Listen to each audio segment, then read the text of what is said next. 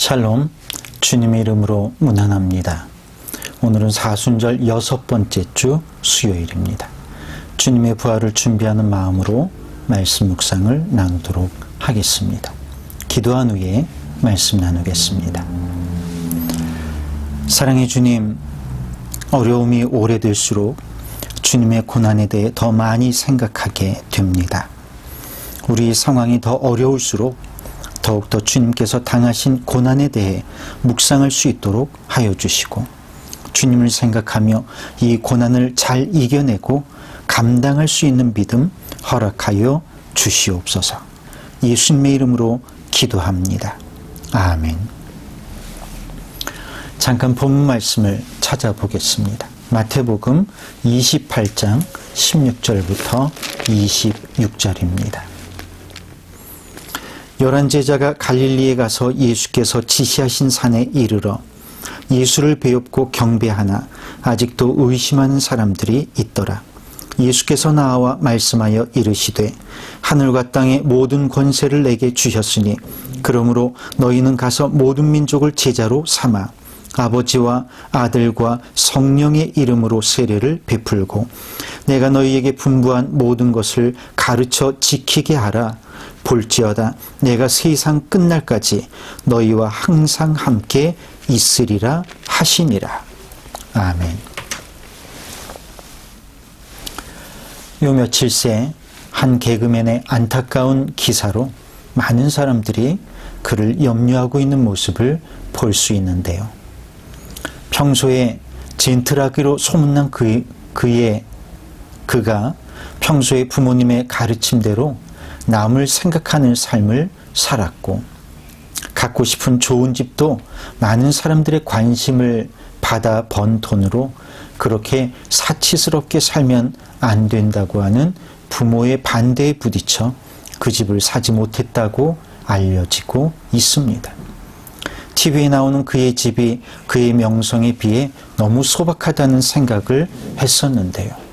아마도 사치스럽게 살지 말라는 부모님의 가르침 때문이었던 것 같습니다. 그런데 그렇게 소박하고 검소하게 살던 그가 거의 전 재산을 형에게 빼앗겼다는 기사에 많은 사람들을 안타깝게 하고 있습니다.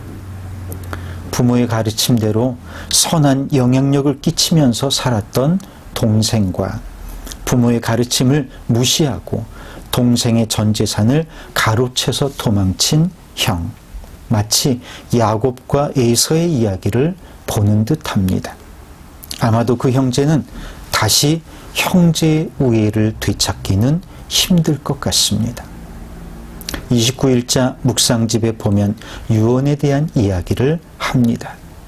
유언은 인생의 마지막 시간에 이 땅에 남겨지게 될 사람에게 하는 말입니다. 유언에 담긴 권면, 사과, 부탁 등의 내용은 그것을 듣는 이에게 매우 특별하게 여겨지게 될 것입니다. 왜냐하면 그것은 최후의 말이기 때문이죠. 유언을 들은 사람은 오랫동안 그 말을 마음에 담아 기억하게 됩니다. 그리고 살아가면서 유언의 내용을 되새기게 된다는 내용입니다. 그래서 유언 혹은 유지를 남기는 사람과 그렇지 못한 사람은 그 자녀들과 자손들에게 미치는 영향력도 천지 차이가 나는 것 같습니다. 우리 주변에서 재산을 미리 정리하지 못하고 세상을 떠나 자녀들이 재산 분쟁에 휩싸이는 경우를 종종 보게 되지요.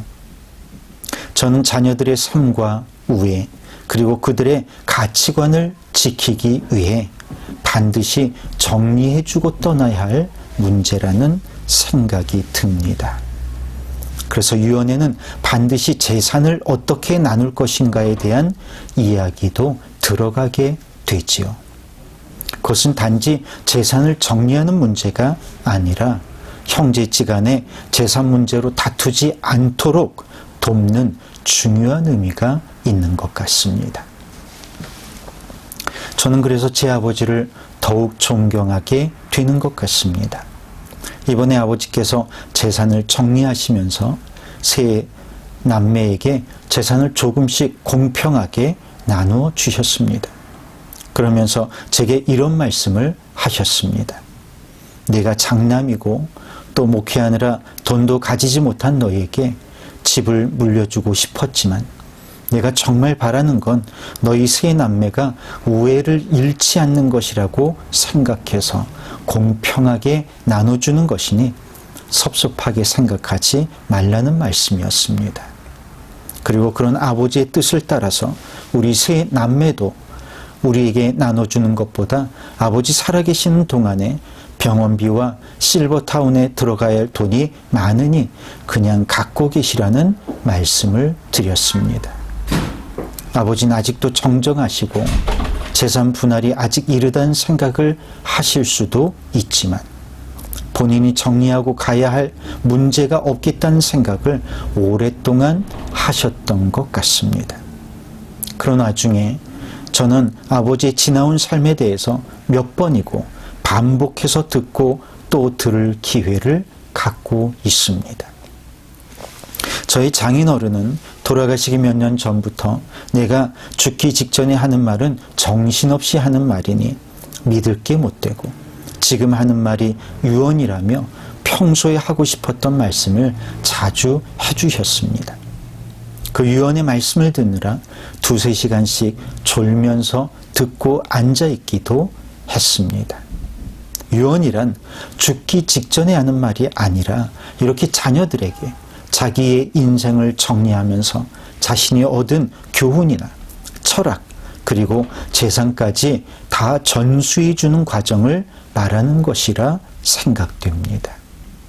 여러분은 지금 자녀들에게 남겨줄 유언의 말 혹은 유지를 잘 남겨주고 계시는지요? 이 부분에 대해서 깊이 생각해 보시기 바랍니다. 그런 의미에서 주님은 진정한 유언, 즉 유지를 남겨주신 분입니다. 예수님께서 승천하시기 전에 제자들을 바라보십니다. 예수님은 하늘로부터 하늘과 땅의 권세를 받으신 분입니다. 그 예수님께서 제자들에게 최후의 말씀을 하셨습니다. 너희는 모든 민족을 제자로 삼아 아버지와 아들의 이름으로 세례를 주고 예수님께서 명령하신 모든 것들을 가르쳐 지키게 하라는 명령이었습니다.